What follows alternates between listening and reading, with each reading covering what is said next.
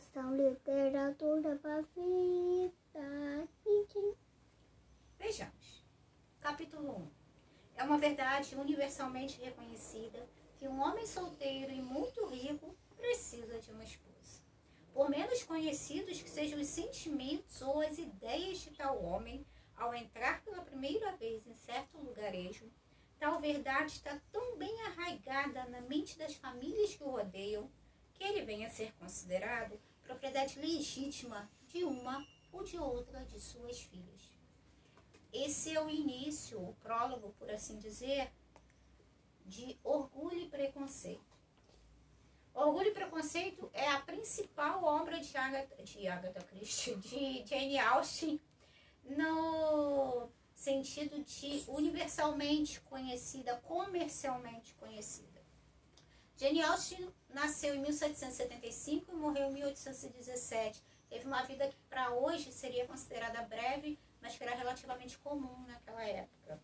Desde cedo ela desenvolveu o hábito de ler, de escrever, através de seus pais que eram ávidos leitores.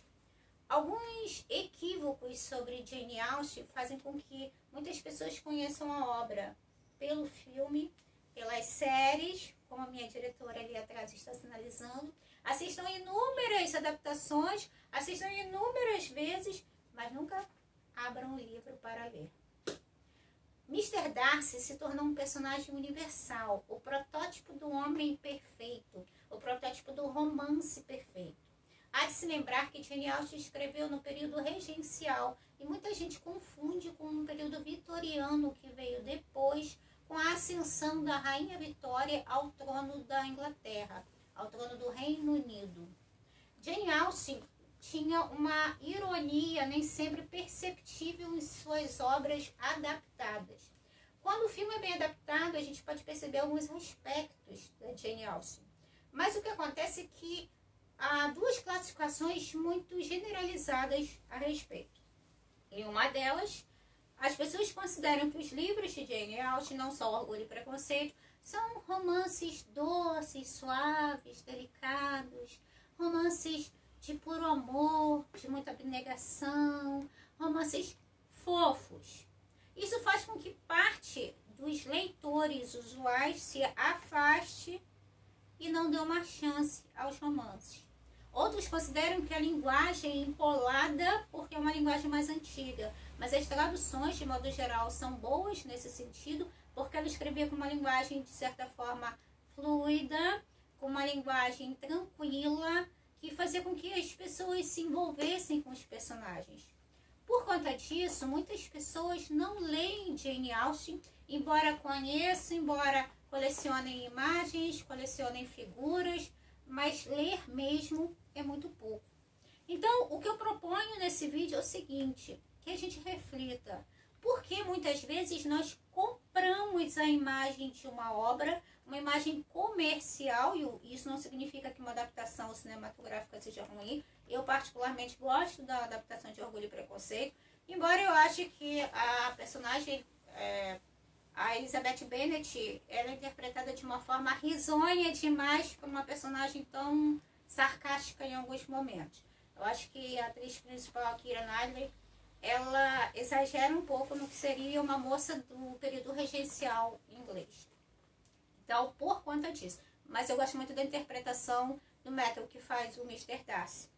Só que preciso perceber que Jane Austen vai além disso. Então, o que eu quero propor é o seguinte, que as pessoas avancem além da interpretação cinematográfica, avancem além da comercialização de objetos e figuras ligadas ao Orgulho e Preconceito, mesmo a Razão e Sensibilidade, e comecem a ver a obra realmente. Abram o livro, deem uma chance a Jane Austen. Porque, apesar de ser conhecida pelas histórias de amor, o que Jane Austen apresenta em seus livros é mais do que isso. Ela apresenta a maneira como as mulheres procuravam evoluir e decidir por suas vidas num tempo em que isso não era um direito adquirido por elas. E mais do que isso, em livros como Razão e Sensibilidade, por exemplo, que se tornou um dos meus favoritos na releitura, há muita de ironia, muita de sarcasmo social, muito de observação dos personagens sociais. Nesse livro, mais do que no outro, há uma certa subversão de condições sociais e econômicas, mas principalmente a Razão e Sensibilidade é um exemplo mais bem acabado do que o Orgulho e Preconceito sobre questões que regiam a sociedade na época e que de certa forma ainda regem.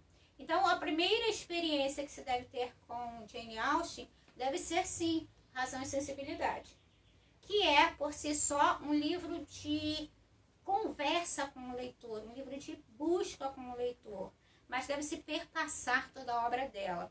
E, na medida do possível, não ler apenas como um romance. Talvez você deva ler como um romance na primeira vez, e na segunda você ler mais ou menos como eu falei sobre Agatha Christie. Você ler com os olhos abertos, percebendo as nuances de egoísmo de um personagem, de conveniências de outro e de uma sociedade que mudou, mas que não mudou tanto assim. Esta é Jane Austen. Vamos lê-la? Corta.